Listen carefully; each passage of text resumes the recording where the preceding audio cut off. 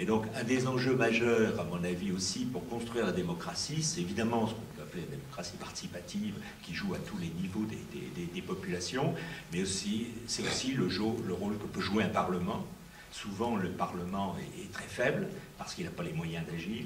C'est la reconstitution de partis, mais sur des bases programmatiques et beaucoup moins nombreux qu'ils le sont, et donc véritablement dans un jeu à 3-4 partis maximum, et c'est une restructuration, et à mon avis, un des enjeux absolument majeurs de la démocratie, c'est l'indépendance de la justice, qui est un enjeu absolument stratégique.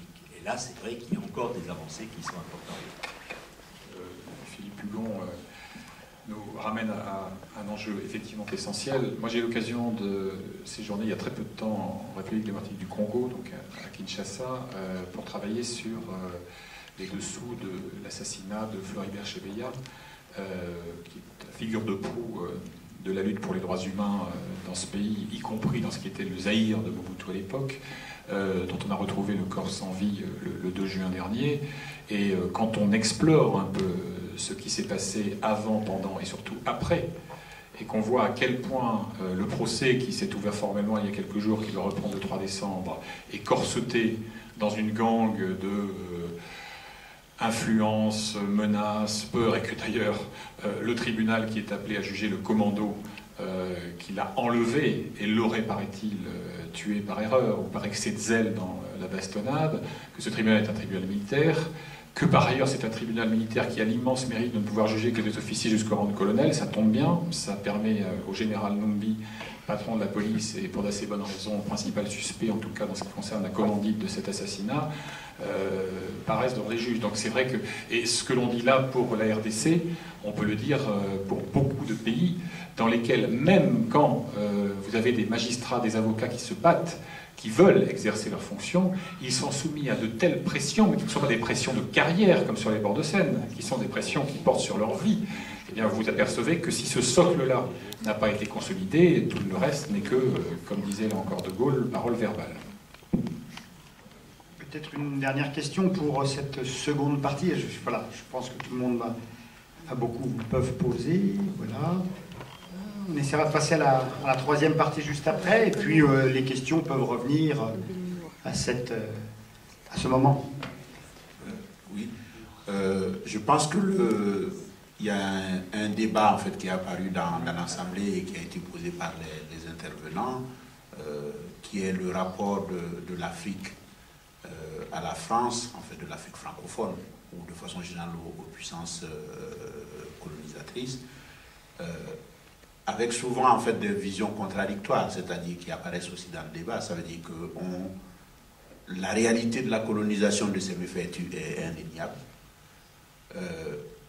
On ne peut pas en rester éternellement à cela.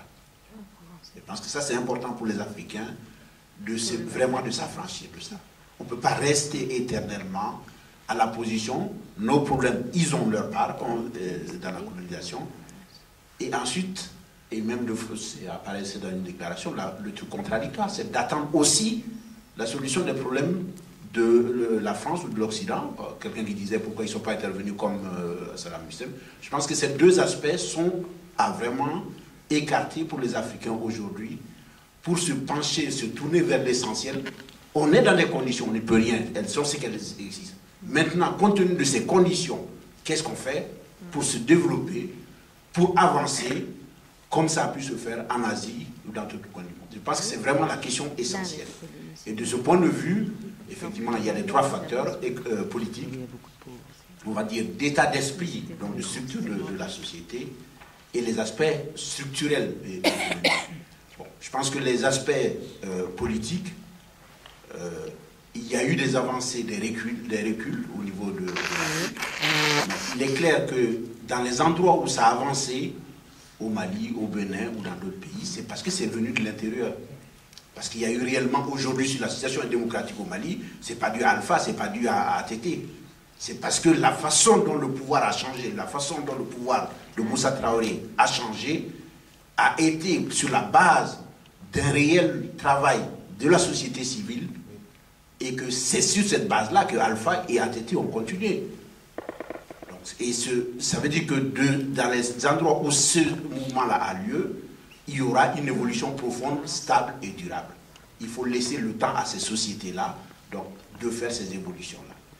Ensuite, pour ce qui concerne l'aspect structurel, je pense que c'est aussi, enfin l'état d'esprit, c'est vraiment une révolution au niveau des Africains, de se dire maintenant effectivement, on est face à la mondialisation, on est face à des choix, qu'est-ce que nous pouvons développer, qu'est-ce que nous pouvons mettre en avant, et il y a des exemples qui réussissent, que ce soit dans le domaine du bancaire, Ecobank, plein d'autres choses, dans le domaine aérien, Ethiopian Airlines, c'est une référence. Ça veut dire que ça montre qu'une société qui fait du bénéfice, qui est bien gérée. Ça veut dire que dans plein de secteurs, les Africains peuvent par eux-mêmes bien gérer et se développer. Et je pense que c'est cette attitude offensive qu'il faut avoir vis-à-vis de l'avenir. La troisième chose, c'est que ça ne peut se faire que si on a des choix. En fait, ça veut dire qu'il y a la mondialisation. L'Asie a fait le choix de la haute technologie, de l'électronique, de l'usine, etc. Est-ce qu'on a la possibilité d'avoir ce choix?